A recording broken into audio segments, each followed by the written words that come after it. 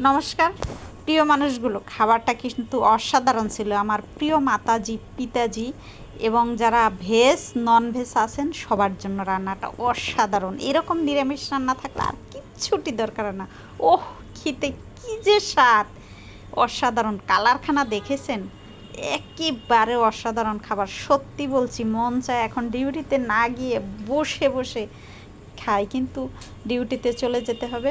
একেবারে অসাধারণ, চেটে পুটে খেয়েছি। দেখুন প্রিয় মানুষগুলো, এই যে আজকে কী এনেছি, একেবারে জালি একটা চাল কুমড়ো বলি আমরা, আপনারা তো বলেন জালি, আসলে দেখুন এখানে আছে বড় ধনে পাতা, এখানে আছে শুকনো মরিচ, এখানে আছে চীনা বাদাম, টমেটো, তারপর হচ্ছে আদা, জিরে আর তেজপাতা, শুকনো মরিচ আর হচ্ছে কাঁচা পাকা মরিচ।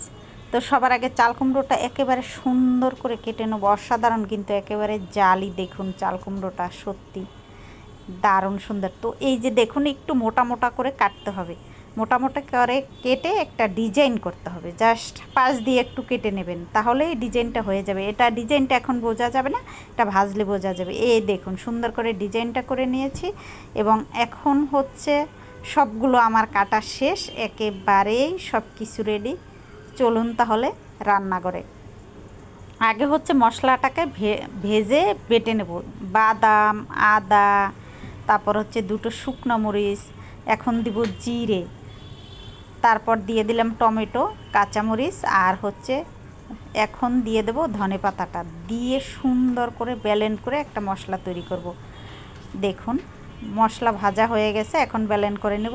এখন হচ্ছে চাল কুমড়োতে হলুদ মরিচ মাখিয়ে আর লবণ মাখিয়ে সুন্দর করে দিয়ে দিয়েছি কড়াইয়ে, ঢেকে আস্তে আস্তে করে ভাজা করব। এই যে একেবারে এত সুন্দর ভাজা করতে হবে যে ভাত দিয়ে খাওয়া যাবে। দেখুন দারুণ, কিন্তু এখন কিন্তু ডিজাইনটা বোঝা যাচ্ছে।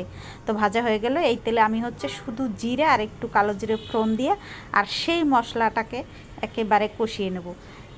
মশলা কষাতে একটু জল দিয়ে দেব। দেখুন কষানো হয়ে গেছে, আমি পরিমাণ মতো জল দিয়ে আর পরিমাণ মতো লবণ দিয়েছি, হলুদ দিয়েছি। এখন হচ্ছে চাল কুমড়োগুলোকে, ঝোল ফুটে উঠেছে, চাল কুমড়োগুলোকে দিয়ে দেব। রান্না একেবারে শেষ।